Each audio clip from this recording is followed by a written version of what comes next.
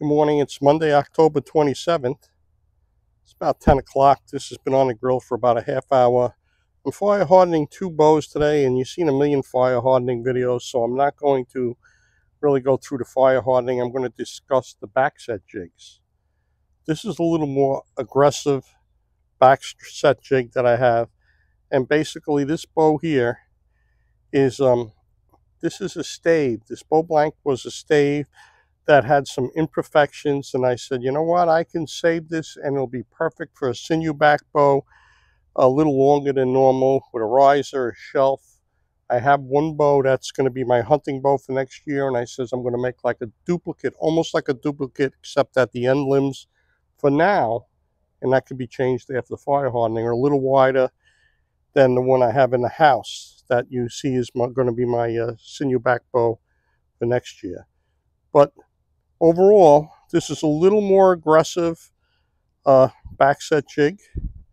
And let's see what the whole length of this thing is here. This is a 59-inch bow that's on here right now. And like I said, that could change. You could always shorten them. You could shape them. But this jig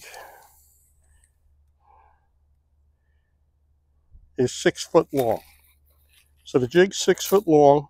And if you ran a straight line on this 59-inch bow, tip to tip, you'd have a 2.5-inch backset. And if we ran a straight edge from one end to the other end of the jig, okay, we have a tremendous backset. You see, a tremendous backset. Okay, it's like a fist high. It'd be like a 4-inch backset, which is a little bit much. Okay, that's too much. You want like a 2.5, 3-inch backset. So most of my bows that I'm using on this particular jig, I can go up to 68 on this, and I won't go any bigger, and it puts a big backset in. And like I say, the time isn't important. I look at the color, and I try to get a dark color, whatever it is, try to get a dark color throughout. And I don't want to overcook it either, okay? Let me show you this milder Backset jig. We'll talk about this one over here.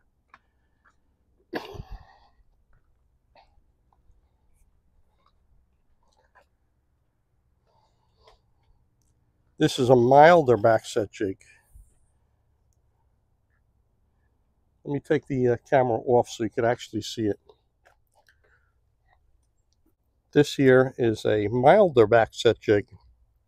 More appropriate, I would think, for a lot of bows. And at 60 inches, we have 1 1/8, 62 1 1/4, 64 1 3/8. We got 66 is 1 1/2. We got 68 is 1 9/16. And at 72 we have 1 7/8. That's the backset you'll get in the middle from end to end, okay? And that's more appropriate for a lot of woods. It's not really overdoing it, okay? Just figured I'd show you this. And the bow I have on here was a sapling. It was a hickory sapling that I took out of the woods. And I knew I could make a bow. I wanted to make like a narrow bow, which is what I did here. And I trimmed the edges on the bandsaw just to remove some bark on the sides to expose the wood a little. And I steamed this in a steam tube for 1 hour and 15 minutes. And that it has to be 1 hour and 15 minutes no matter when you steam these, any kind of wood, when you steam it, because if you don't go that full 1 hour and 15 minutes, the bark will tend to stick to the back of the bow, the part that's away from you, and as you peel it, you'll have pieces. But at that 1 hour and 15 mark, you're able to pull the bark and cambium off, and it peels off like a banana skin and makes a beautiful, pristine back. So I'm going to stop this here, stand it up, and I'm going to talk to you about putting things on the Backset jig. Remember the broomstick sapling? It looked like a piece of junk, like a walking stick.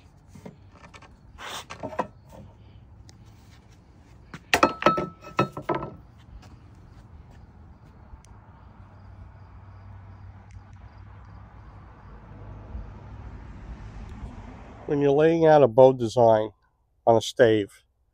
You run a center line. I like to run a center line with a piece of chalk after it's roughly trimmed out. And then off of that center line, I square out a riser. So in other words, this riser section here, I go off the chalk line. Okay, depends on the type of wood, but usually more than 1.5 inches, and when finished sanding it, it'll be 1.5 inches wide. And I start from the fade out to the fade out is usually 8 inches for a handle, but then after you get done rounding it and tapering it, you can make it as small as you want. Okay, it don't have to be that full 8 inches, it's going to be less. All right, and then the limbs go down to whatever design you want. It's going down to usually 5/8, and then I put antler tips on, and once the antler tips are on, I could touch them up. If I want to bring them down closer to a 1/2 inch, I can. But what I really wanted to talk today to you about is the limb alignment. When you put a bow blank on a backset jig and you use the heat gun, okay, I put a center clamp on, and then I work my way out. I do 8 minutes to the midsection as I start the clamp, and then 8 minutes on the end.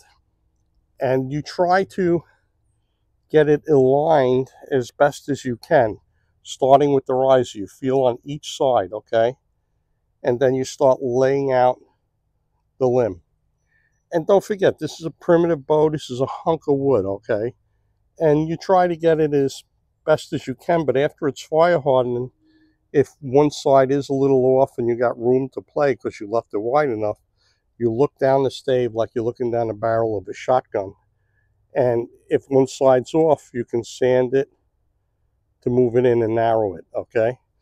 And it's the same with like this bow here. I put this bow on, and I got the limbs the best I can as far as equal meat on each side of the wood. But you could see at some point it's a little grayed on one side, but I have room to move it in a little. And the riser on this particular one, if you look down,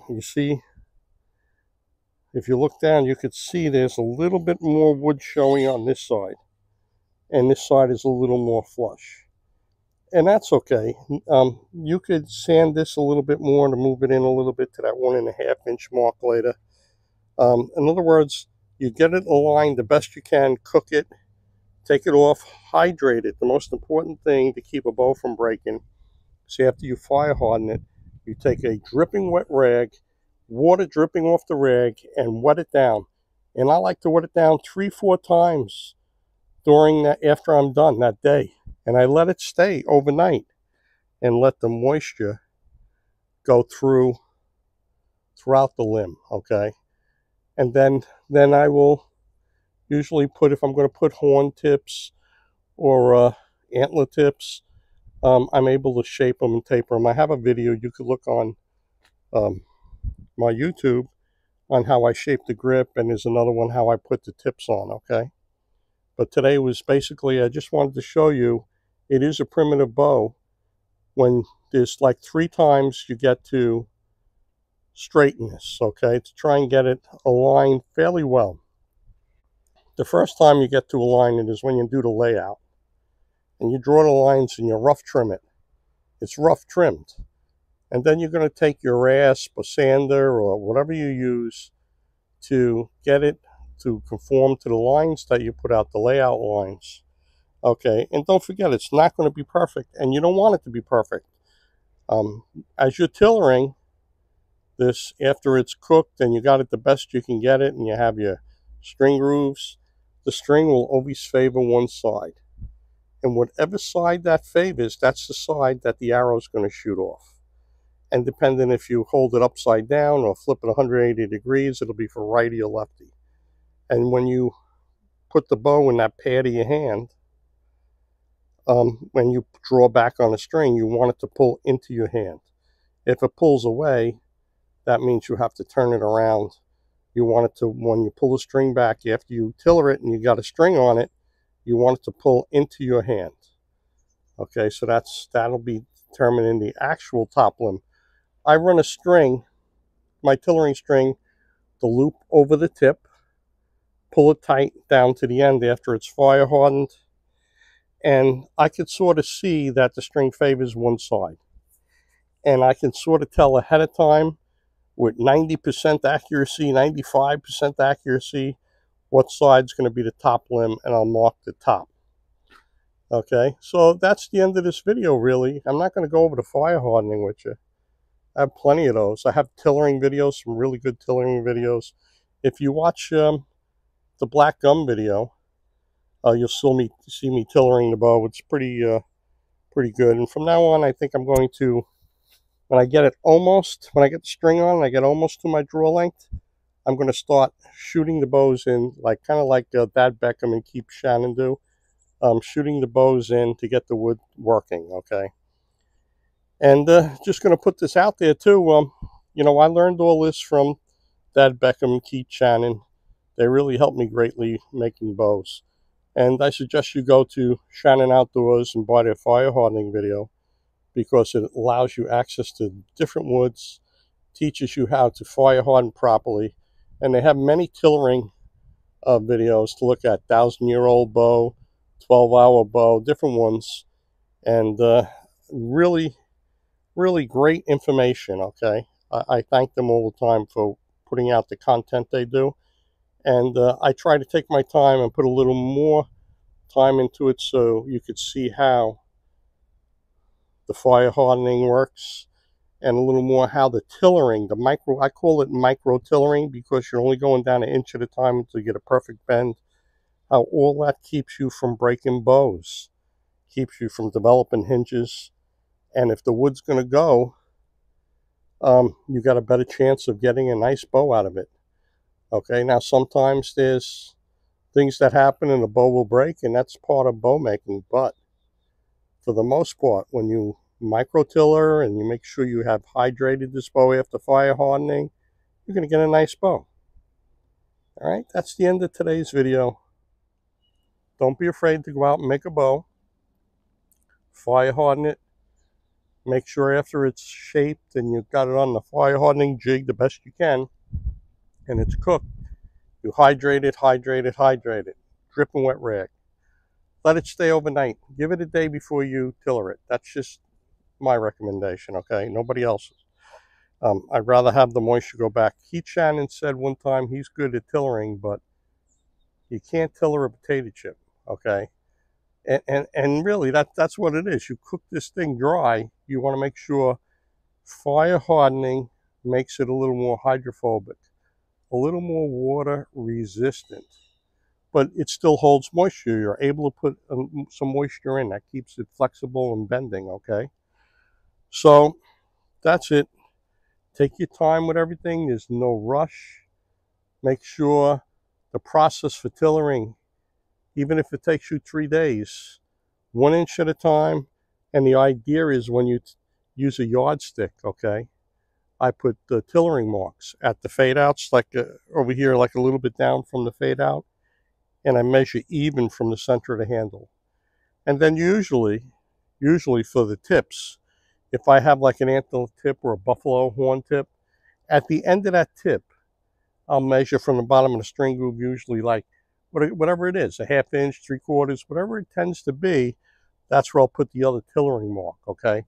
I put the tillering mark from the end of the string groove down towards the riser. I put it, 3/4 of an inch, or whatever you want, close to that though. And then use the yardstick. As it bends, you put the yardstick up and you'll see dips, low spots, flat spots, and you only go down a little bit past level. And then you don't go down another inch until you got a perfect bend.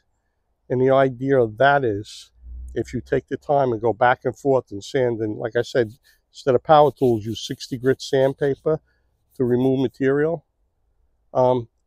All that pressure as you pull down is distributed throughout the entire limb of the wood. Okay, so you're not stressing any one part. As you go down, you see something a little funky, you could correct it so you're not making a hinge. Using a yardstick will save your bow, and you'll have a lot more successful bows made. Okay, so that's it. Every day you wake up is a great day. Enjoy it. Do something. Today's a beautiful day. I'm going to have like 3 days of rain, and I'm enjoying the beautiful sun and sitting down, relaxing, listening to the radio and cooking bows. Okay, I can't play the radio, just so you know, if you make these videos, I can't play the radio while I'm tillering or doing something, because one time it said you're violating a copyright law because you could hear the music of the artist in the background, and I couldn't have that music there, so I kind of had to delete that, and it still worked out. I deleted, you never missed it. But so that's just a little tip if you're making these movies.